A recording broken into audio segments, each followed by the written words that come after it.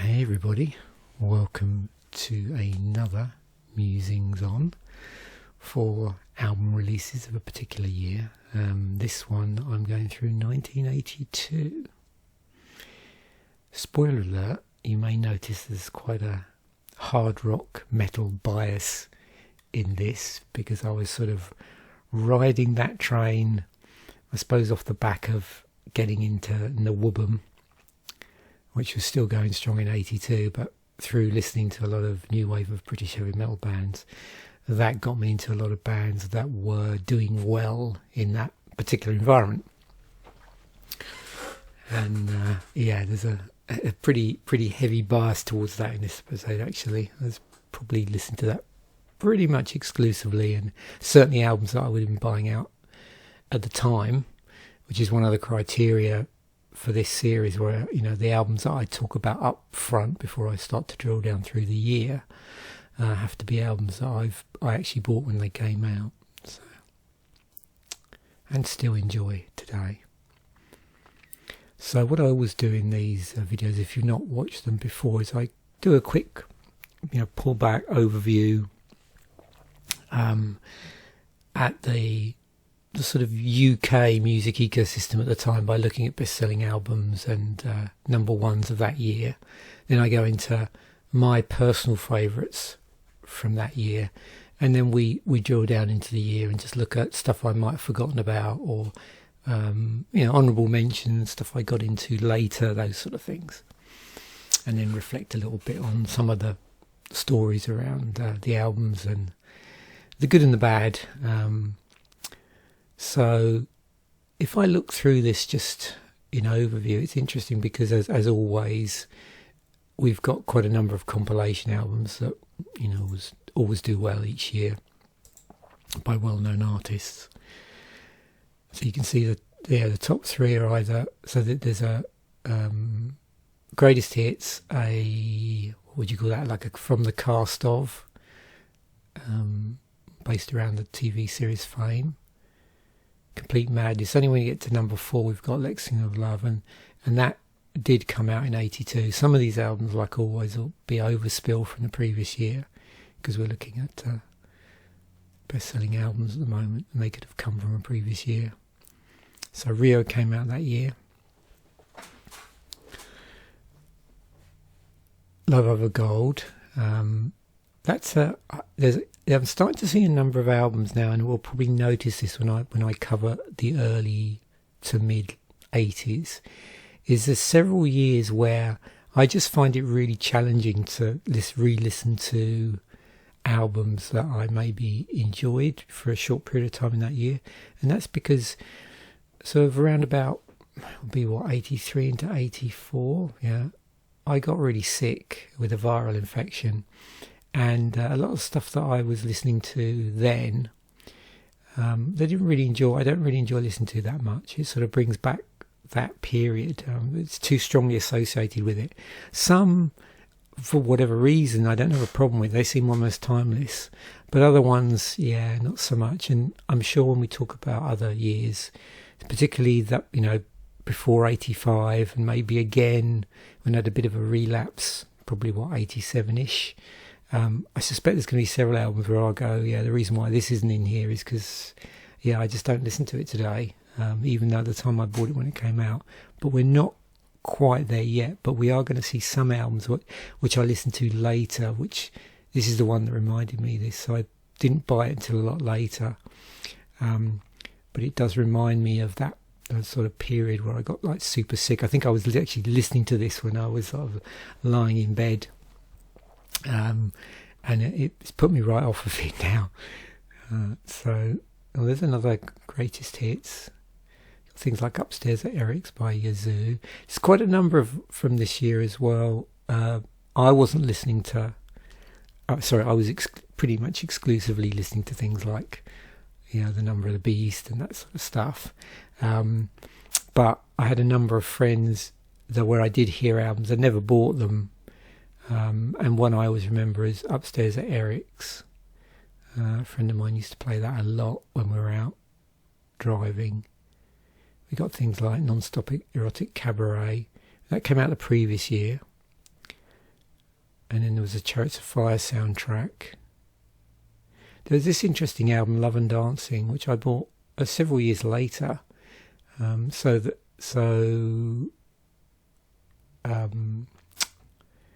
Dare was released by Human League the previous year, towards the tail end of 81, and then Don't You Want Me Baby was quite a big hit in the lead up to Christmas. I always remember it always reminds me of around that time.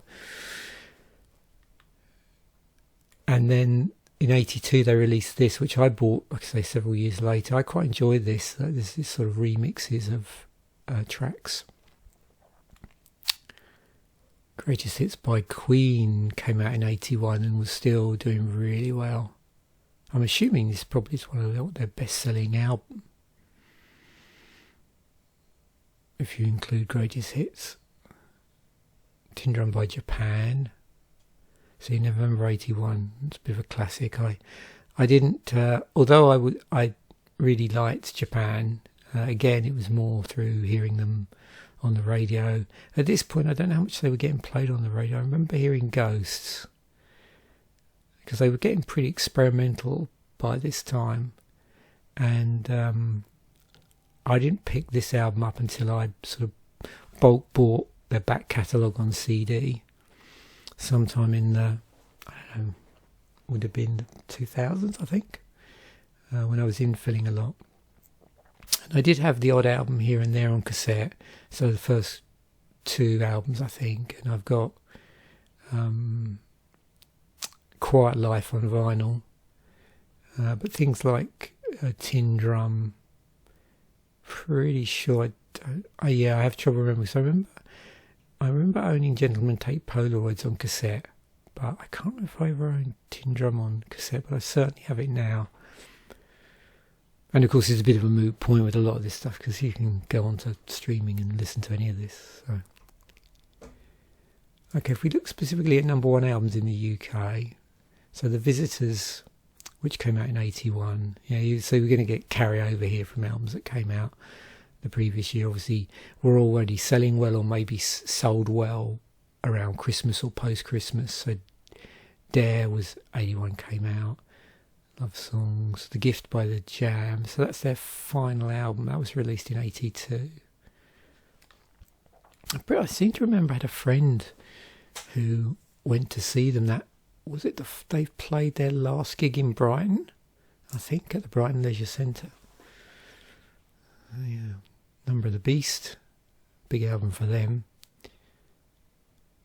This is a really good album, actually. I only came to appreciate it really a lot later. In the early days of music streaming, there was it sort of coincided with I think it was an episode on BBC 4 on a Friday night, where they used to do music related stuff. This is on the TV through digital in the UK, back when I was still in the UK. And I'm pretty sure I sort of listened to a Roxy Music special, and then went through and just binge listened to like those, all the Roxy Music albums, and thought, wow, like, although I'd bought odd albums by them over the years, it's like when I went back, I'm thinking, I should have listened to this band a lot more. Mexican of Love came out in 82. Oh, there's Love Over Gold. So it came out in 82. I can remember how I sort of latterly got into this album was, I remember like 83, 84 hearing, was it Private Investigations played a lot? Did they? Yeah. Odd track to release as a single. Yeah, reached number 2. It's a real slow builder of a track, which unintentionally leads me into something else I wanted to discuss. As I was reviewing this morning, I need to talk about the whole sort of loud, quiet, or quiet, loud thing, because I think Scorpions are a great example of a hard rock metal band doing that, where used to loud, quiet being applied to things bands like the Pixies and things like that. But there's a lot of bands like the Scorpions who, I think all of their albums released had some sort of ballad on them before people were probably using the term power ballad.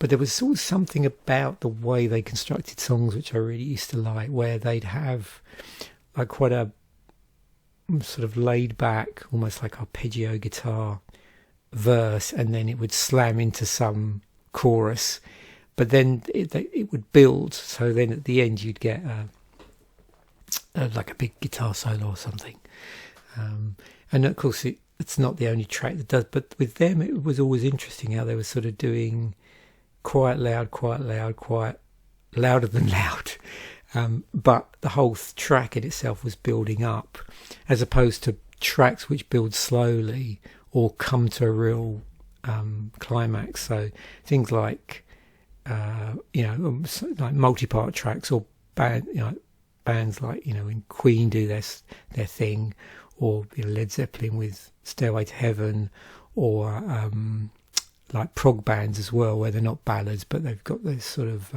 heavy dynamicism, if that's indeed a word, in the tracks.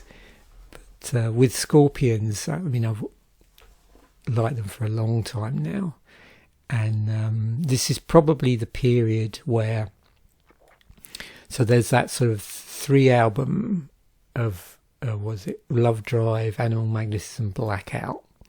So it was around the time of just before Blackout where I sort of caught up with them, if you know what I mean. I'd bought 1 or 2 albums, older albums, in their career before Mattis Jabs was in the band, back when Uli John Roth.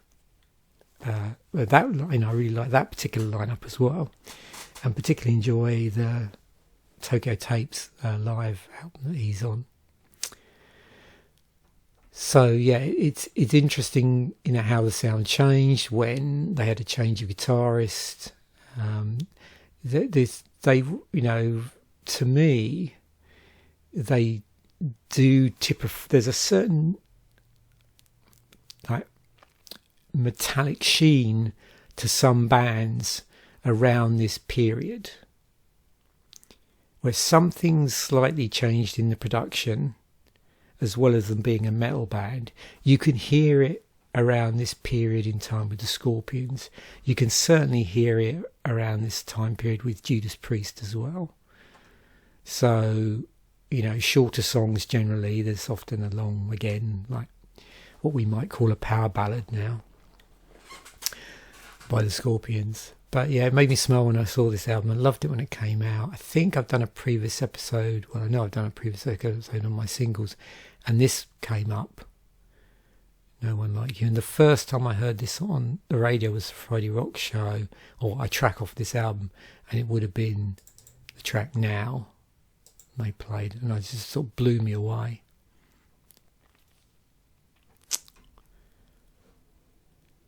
So this one, yeah. So probably my in-step, I don't know what quite the term is, but when you get into a band and there's the first album you buy that by that band virtually when it came out. So I was already in step with this band.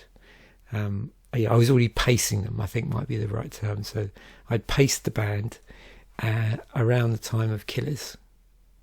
So got the first album retrospectively, I can't exactly remember when, and then was chomping at the bit to get this.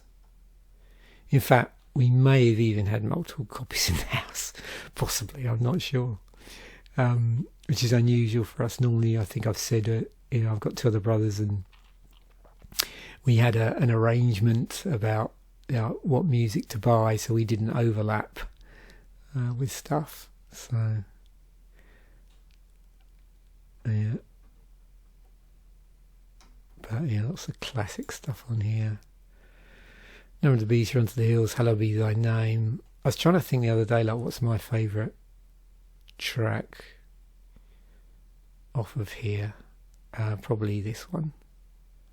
Yeah, at that point, I was definitely gravitating towards it, even though bands generally, particularly those bands that had arisen out of a appreciation of like prog, but there was a lot of metal bands that their songs were getting shorter. It's interesting actually. You look at someone like Judas Priest and look at the development over time, and then they get to British Steel, and all the songs are really like nice, like 3-4 minute things.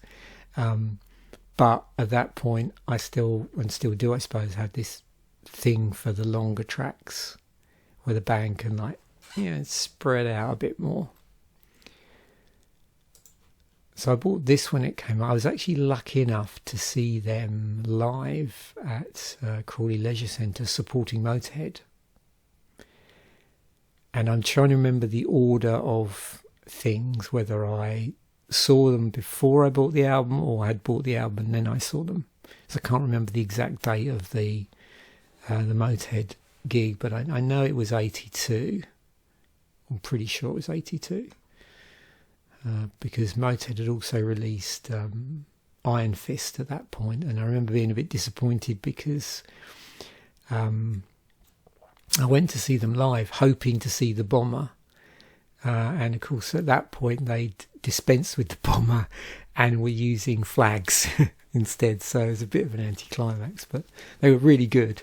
Although there was a funny thing when I was at the gig, so saw Tank, I thought they were X, because they're also a 3-piece, and they've got Algie Ward on them as well, who also played in The Damned on Machine Gun Etiquette, I believe. Fast Eddie did the production, so there is a Motorhead connection there. They are also a 3-piece as well, so singer, bassist, you can see a pattern here, guitarist, drums, same thing as Motorhead. But they have a different sound, although they've got this sort of heavy rumbling sound to them, I suppose hence the name. They definitely don't sound like Motorhead clones. And there's some really interesting bands around this period, like 3-piece bands who had quite prominent bass sounds maybe. Another one I can think of is there's a band I think called Warfare. I think I've got the name right. I think it's them who did Burn Down the King's Road, and did they do a cover of Two Tribes at some point? They came out a bit later. Yeah. Speaking of Judas Priest, Screaming of Vengeance. So for a lot of people, I think this is considered to be a return to form. So I don't dislike Point of Entry, but I do, acknowledge that it wasn't as strong as the previous album, although it'd be difficult to find something that's quite as strong as British Steel. But definitely, I think the direction, the commercial direction, radio friendly, probably put a few people off. I actually went to see them on this tour, but it was towards the end of 81 that I went to see them, and Accept were supporting. But yeah, Screaming for Vengeance, I bought this. I did have the poster as well that it came with. Yeah, you've got Another Thing Coming on it. And the opening track, this 1-2 of the Healy and Electric Eye. Again, there was quite a thing I'd noticed, what would you call like an idiom, where you'd often have a lead-in track, some instrumental, and then it would slam into this really heavy track, fast track, like Priest do it here with the Healy and Electric Eye. Iron Maiden do it with what's it called now? Hang on, the previous album they would have done that. I get confused because Samson do a version of it which they call Thunderstruck, which I became aware of. Yeah, so Ides of March into Wrathchild. So I was noticing like quite a number of bands were doing that thing. Particularly on the opening track, except do it jokingly on Restless and Wild, where they have some sort of folk thing they play, and then it slams into Is It Fast as a Shark? And it was also done, although it's all one track with that, I think. Cry for the Nation by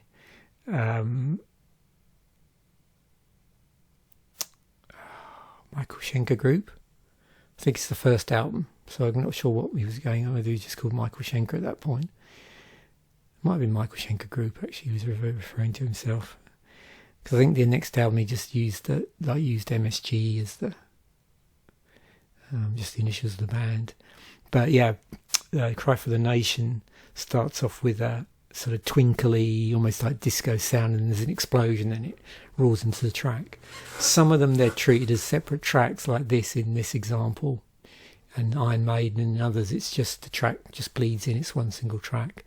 But I was noticing, as I was listening to more music, I was noticing that trend, where I suppose instances where something was a single track with maybe like a little intro, they were two distinct tracks on the format. Already I'm just going through my head thinking of there's quite a lot of, like, there's all the there was a Gary Moore track called Rockin' and Rolling, which started off with almost like a Van Halen-esque like arpeggio thing, it's doing arpeggios all over the neck. So yeah, it's another one. Yeah, From the Moon into Open Fire. So yeah, a bit of a trope, bit of an idiom, whatever you want to call it at that time. Yeah, loved this album. It's really nice as well. I think isn't it Open Fire? One of these tracks, there's like a reprise. So yeah, I can't remember which one it is, but they repeat a motif between two tracks. They were another one that had the sort of, those, they were more built, theirs would more build as well. So like, I'm thinking of other tracks that build rather than go light, loud, quiet, or quiet, loud. Things like Highway Song by Blackfoot and the big one, which is Freebird by Lynyrd Skynyrd. So with Y&T, there was often like one track on the album which built. I think on here it was Winds of Change. You can normally tell because it's the longer track. I have this on vinyl. I think most of these, I don't know if it's in easy reach actually. I was just going to see if, I think I had that, for some reason I bought that on cassette. Oh no, I don't really want it. Okay. I keep on about this for the last however many years. I do need to do an episode on my albums. Yeah, so I think most of all of these, I'm trying to think if any of these I did buy on cassette, but no, these I have on vinyl. Yeah, cool. Okay, actually this might be the one exception, because what happened with this is my middle brother was a big Tigers of Pantang fan. He bought it when it came out, and I liked it so much I bought the cassette. So this might be one that I don't have with easy access, so to speak. So I don't know if I have this on vinyl, but no doubt I'll find out about. Hang on. You can't see this on camera, but it's this one.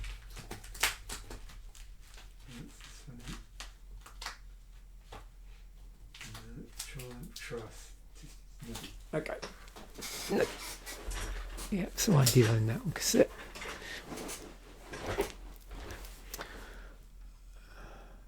And it was interesting, this album, it doesn't score very highly on certain lists. It's a strange album. So this one, has it got the... Yeah, so Fred Purser actually came from Penetration. He was originally in a punk band. And John Sykes left the band around about the recording of this.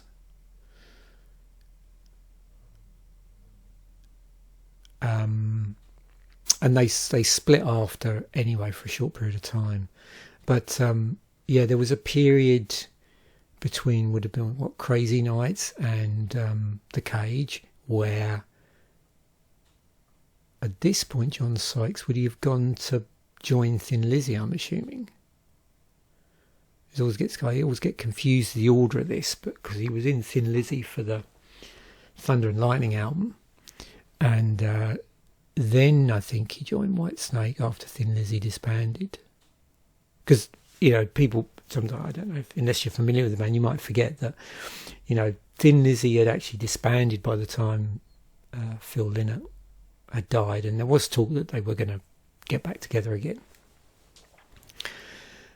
But so John and Sykes was sort of in and out of several bands around this time, so I always get a bit confusing the order, but I think it was from Tigers of Pantang into Lizzy into Whitesnake, and then at some point into his own band.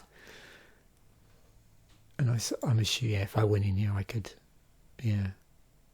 Blue Murder, that's the name of the band. Yeah. Solo albums as well. Oh, there we go. Yeah, so 83, Slide It In, US version. Didn't he, there was some, I'm sure when we get to look at Whitesnake, there's all sorts of weirdness on the recording of albums and band members and various other things, because they were going through a pretty volatile time, early to mid 80s, when Bernie Marsden had left the band, and there was quite a big turnover at some point where basically oh goddamn, I'm trying to remember his name now. The lead singer from Whitesnake pretty much sacked the whole band, or however I don't know how it played out. It always gets really confusing.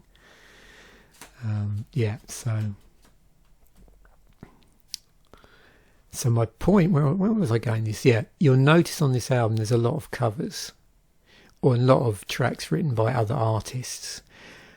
My understanding is, and I don't know if this is true and whether I've misheard, but my understanding is the reason behind that is John Sykes had written a lot of stuff and sort of took it with him, so to speak.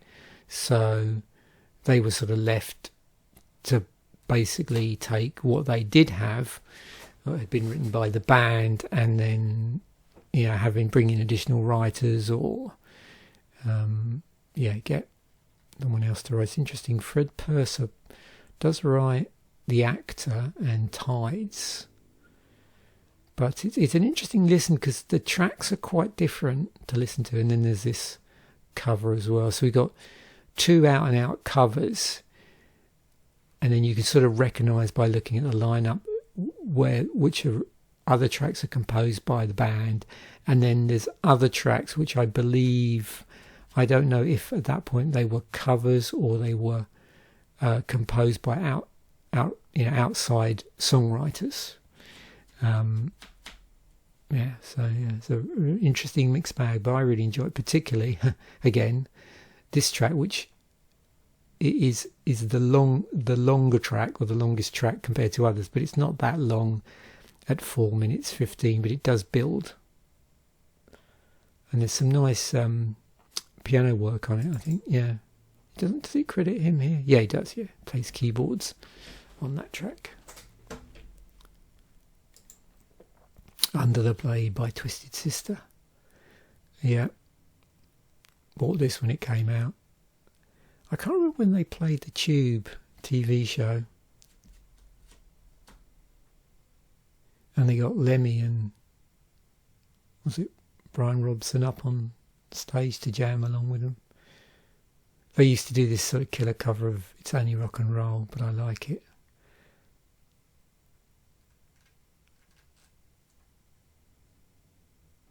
Yeah, they were really sort of slogging away on the live circuit for ages before they get this, and then they went down a storm in the UK.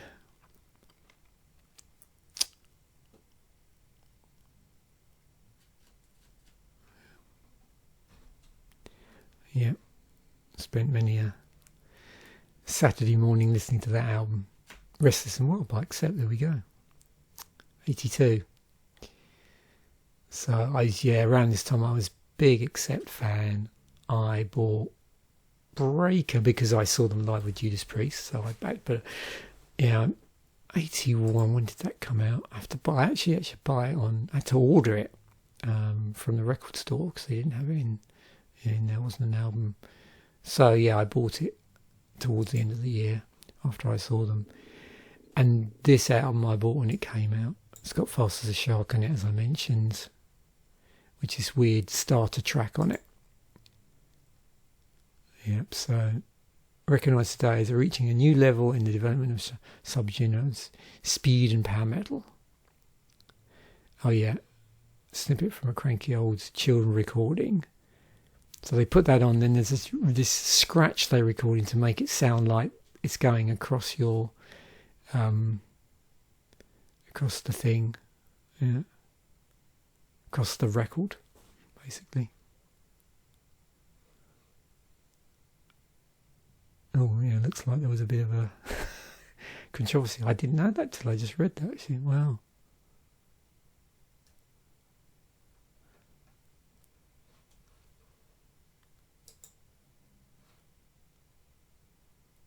So with this, I was trying to think what else. Yeah, that was the one I was trying to think of. So I was trying to think of this track. So this, another long track, Princess of the Dawn. Just builds and builds and builds. The tempo doesn't change in the song, I don't think. It's the same tempo all the way through, so it doesn't build in that respect.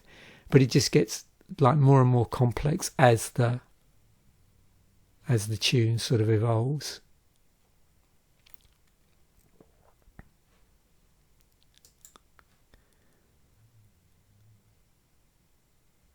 Borrowed Time by Diamond Head. So I was like really chomping at the bit to buy this. I was aware of this album, which you could buy through mail order, and I think you've seen I do have like a Diamond Head single from around that time, around this period. But yeah, 82 was probably the first. I suspect there was a lot of people got into this album or got into the band through this album because this became like readily available.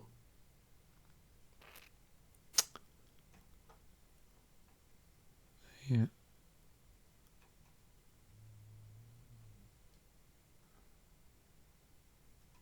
Yeah, so they sort of, they built up this quite big, what's the word, interest. I suppose people were trying to track this down. I had somebody I knew had gone to see them live when they were supporting, I don't know if they supported Rush or somebody like that. And we had been talking about them. I know they were, like supporting at that time a lot of big name bands, but they never really capitalised off that initial interest, I suppose. But I do, love this album at the time. Still, really do. I mean, this is a band where there's still most of their songs are still pretty long. And the ones that are shorter, I suppose, are the singles, like Call Me was a single. It's got Am I Evil on here. And also, the other thing with this is what they did is some of the stuff,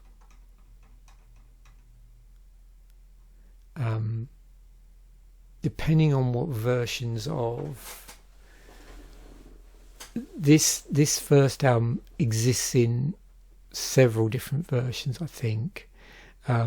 Plus there's a few, I think I've got one called Behold the Beginning, but there's some other stuff, because it's been like re-released, I suppose, in different formats, where there's tracks tagged on as well. So I always find the sort of early days a bit confusing, but you could sort of see here, you've got Lightning to the Nation, Helpless, Am I Evil? This was a track that Metallica covered at some point, I think. Sweet and Innocent. And then if you look at the album we're actually talking about, Borrowed Time, there's Lightning to the Nations, Am I Evil as well. So you're getting overlap here. So clearly they want to put stuff on this album that they've done for a long while, but they don't want to obviously completely re-record everything off that first album. So yeah, because I seem to remember listening to it at the time and thinking, well, that's weird, like, because I hadn't heard the first album and was vaguely aware of it, but I'd heard quite a lot of studio or session recordings from BBC here, and thinking, and stuff that the BBC had played off of like earlier tracks, and thinking, why is that not on the album? So okay, so let's now go through a bit more in depth of the year itself, see if there's anything here that springs to mind. So all of these are going to think either things I listened to retrospectively, or maybe I listened to and then didn't really carry on listening to that much. But I think most of it I flag up now is going to be retrospective listens. So yeah, Oriental Beat, you've seen my sort of CD collection or CD box set of this band. So I didn't own this until years later, but I was aware of them. They've been kicking around for quite a while. So this was 82, this one came out. And I remember them getting written about a lot in Kerrang. Baby Bad Brains album, English Settlement by XTC. That's got, I think, Senses Working Overtime on it. Yeah, Ball and Chain. Making Plans for Nigel would have been off of an earlier album, which is Drums and Wires. So if that's the track, that was the one I was most familiar with and enjoyed most. Soundtrack, David Bowie soundtrack, Chase the Dragon by Magnum. Has this got Soldier of the Line on it, I think.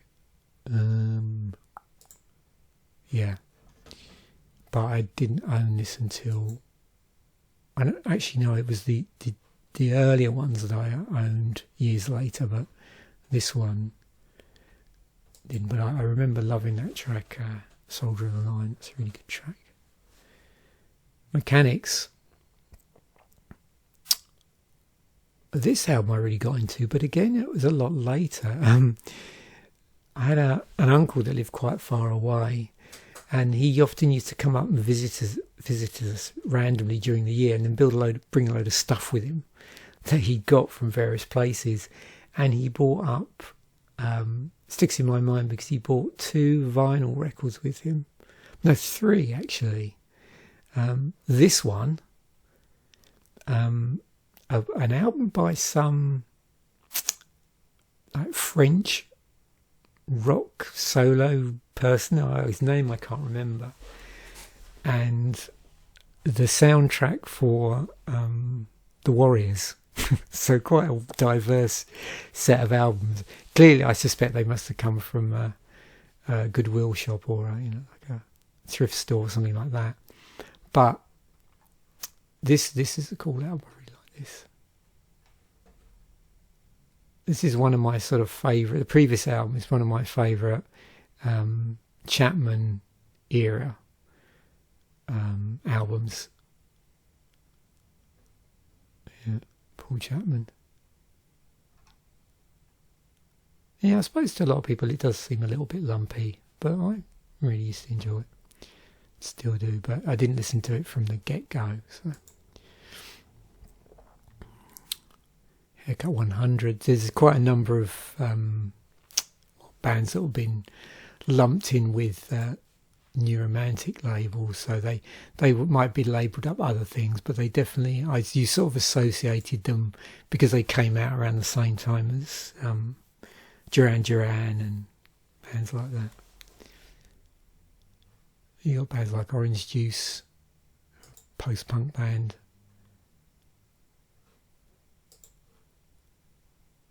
Rip it up. Rip it up and start again. Full X-Education album. Is that the one with 2 drummers on it? Yeah. Diamond by Spandau Ballet, which was their second album. That has chart number 1 on it, Instinction, Paint Me Down, yep.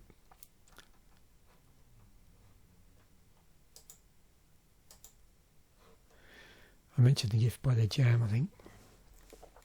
Asia debut album, yeah. Because I remember at the time this came out, I would have been working in an immunology lab.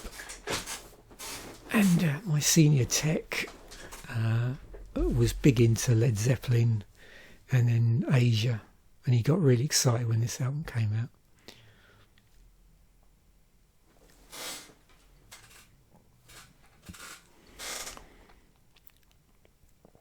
Second album by Visage, Sparks, Angst in My Pants, came out. That's the 11th album by them. Yeah, they're pretty deep in by then.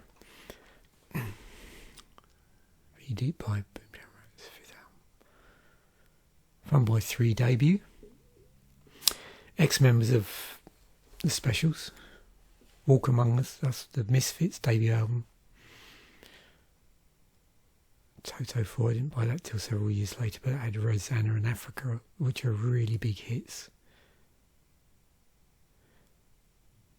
Dive Down. I bought this when it came out. Or did I? This is one where I think I had it on cassette. You know, I'd always think, well, why would I buy it on cassette? Because I didn't have a car in 82, so I'm not sure.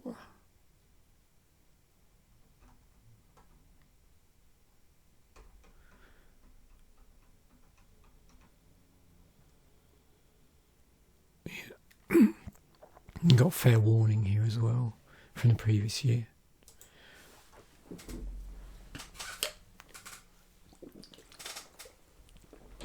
There's Iron Fist. So that'd be the last album with Eddie Clarke in it. That's when I saw them. This was the year that I saw them live. And this is one of those interesting albums where I played it a lot when it came out, but mainly because of this track. Too Scared to Run. I find the rest of it I don't remember very well.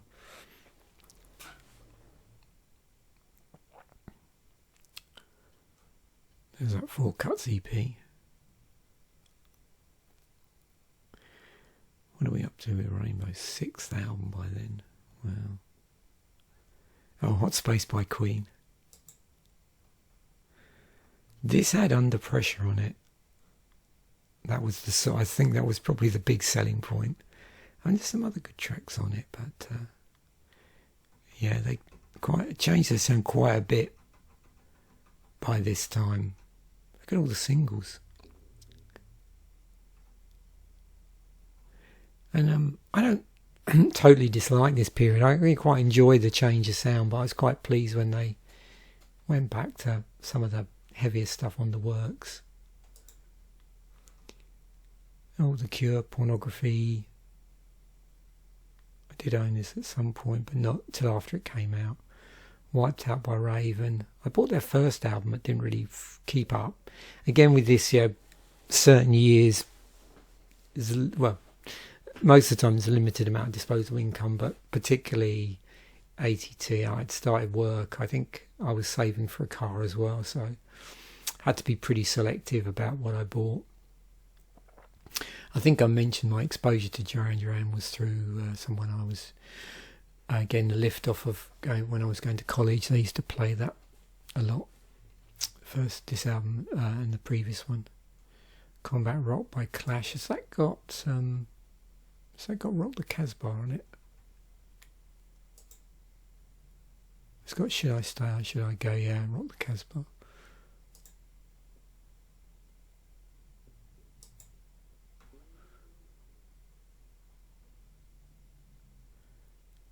Private Audition by Heart.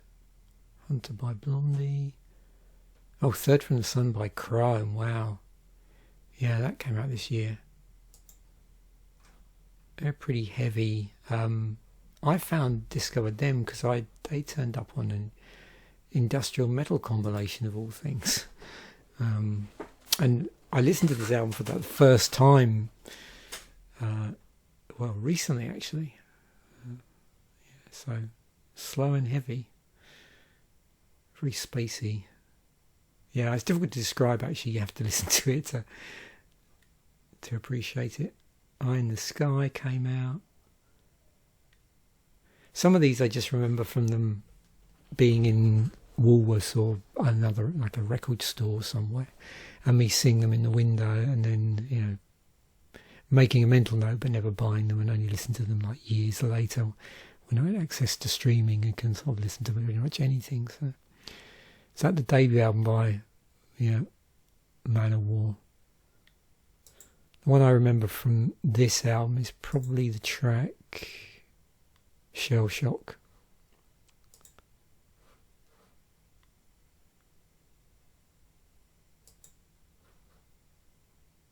Screaming Murder by Girls' School.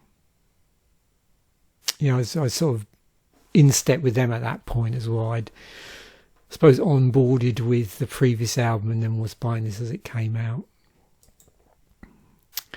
I don't know, with me, there was something about the original lineup.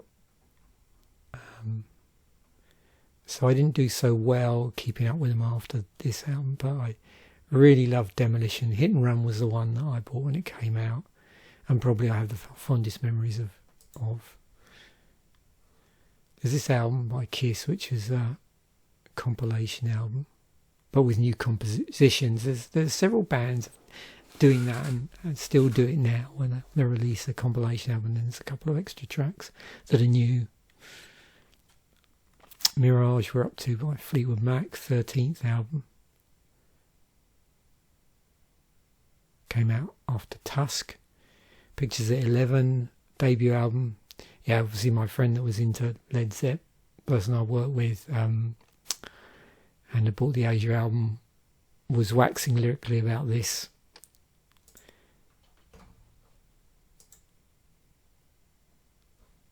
The one I would probably remember is the follow-up album because it had, was it Big Log on it? Party's Over by Talk Talk, debut album. Easy to forget that came out in 82. I always associate them being a lot later, but yeah. Debut Billy Idol album, that's pretty cool. I didn't get into him. I mean, I was aware of him from his, the days in Generation X, tracks like King Rocker, that sort of thing, but wasn't really following him. And it wasn't until I bought that compilation album he did with the remixes on it, which I don't know how many iterations that's in it, the Vital Idol one, that I then started to listen to him, and then retrospectively bought Rebel Yell and this album, Don't Stop. Oh, the EP, I was going to say. Also, this one, doesn't it have... Which one has got...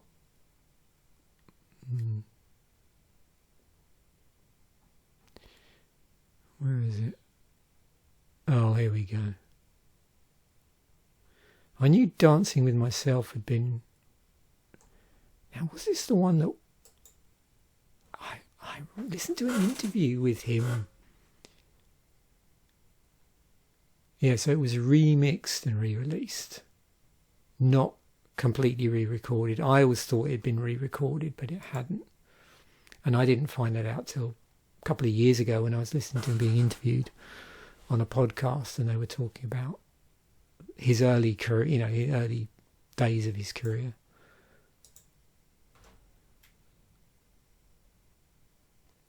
Emotions in Motion, Love and Dancing, Highway Song Live, Revelations by Killing Joke. Yeah, I remember buying this not long after it came out. I was aware of the track Empire Song. I think someone I knew had it on singles. I heard it through that, and then one of those instances where when I went to college, there was this guy there who was a punk, done up. He had the hair, and on the back of his leather jacket he had this Empire Song thing in Killing Joke, and I thought, yeah, I should check out them at some point. So the first album I bought by Killing Joke was this, probably a little bit later, maybe more into 83, and I was completely floored. It was like nothing I'd ever listened to before. I went back and listened to it the other day actually, but yeah, it was really threw me at the time. So I listened to it a couple of times and then sort of put it to one side. But I do enjoy the album, but it was quite different from what I think I was expecting, and certainly sounded quite different than the first two albums. Hughes Thrall and Hughes Pat Thrall did a collaboration music album.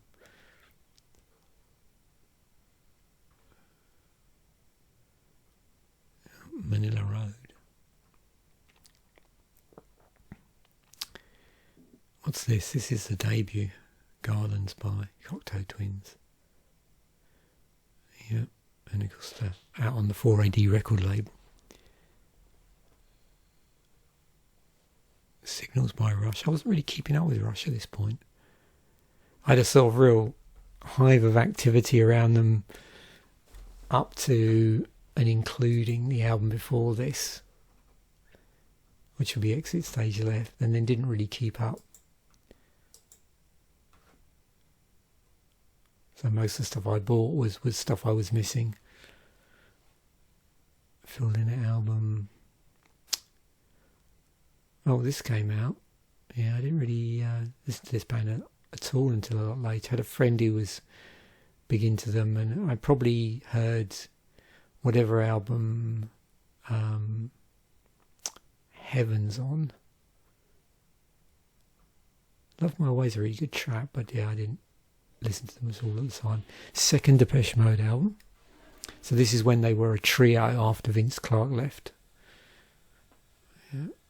I didn't start really listening to them properly until around the time of Music for the Masses, and then I infilled with them as well. Quartet by Ultravox, which is their sixth album by them. Yeah, they've got a long their sort of musical development, their musical heritage goes back a long way.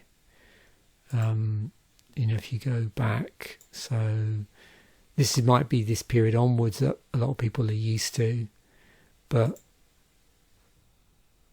you've got early stuff like Systems of Romance, Ha Ha Ha from 77, Ultravox from 77, back when John Fox was the vocalist.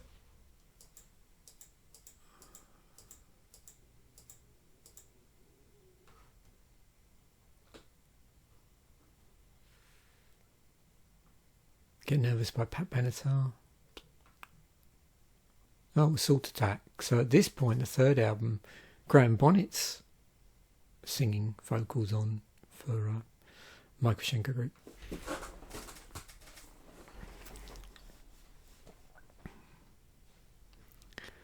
Strawberries by The Damned, fifth album. Not sure what that's got on it. Has it got Generals on it? Yeah.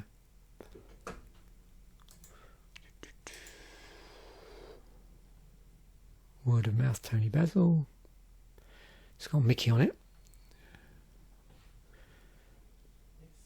second album by Phil Collins. Where are we? White Snakes, Saints and Sinners. Speak of the Devil, Talk of the Devil. So this was this live album that Ozzy released around the same time that Sabbath released a live album with Dio singing on it.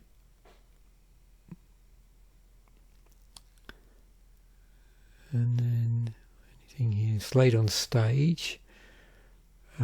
Yeah, that's when they started to get popular again off the back of a performance they'd done at the Reading Festival, really early 80s, and people became aware of them again, and they sort of got like a second career out of it.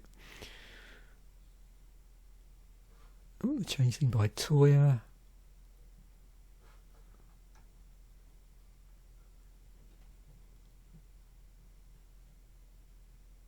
And other stuff. Okay. Metal-wise, obviously most of the stuff that I, listened to when it came out, I've mentioned. Anything else here, I sort of discovered after the fact, or wasn't really keeping up with, so didn't really keep up with Trust. I did buy their second album, I think it is. This is what I didn't even say actually. Creatures of the Night, bought that a lot later. Yeah. Okay. Scarred for Life by Rose Tattoo. Third album. And they were played quite a bit on the Friday Rock Show, so that's how I knew them. Oh, Alda Nova. Debut album. This has probably got Fantasy on it, I suspect. Yep. Which I have on single. So, taking a quick look at the films just to close this off. So, yeah, these are the highest grossing films of 82 by in-year release. So they came out that year. E.T., Tootsie, Officer and Gentleman, Rocky 3, Porky's, Star Trek, Wrath of Khan, 48 Hours, Poltergeist, The Best Little Whorehouse in Texas, and Annie. Of these, quite a number of them as I watched eventually on video. I can't remember whether I saw any of these when they came out. This I think I did. And then just number one films week by week. Again, a lot of these would have watched when they eventually got onto video, and we got a video recorder sometime like in the mid 80s, 84 maybe, perhaps around then. And looking down, I think probably Star Trek 2 was the only one I actually saw at the cinema. Yeah, I remember seeing that, but on video. Oh, that was a reissue, so I'm not sure. Yeah. Okay, so there we have it. Hopefully you enjoyed that sedate remembering, musing of albums from 1982 that I know of, and some that I both know of and love. Thanks once again for watching. Bye for now, and I will catch you in a future video.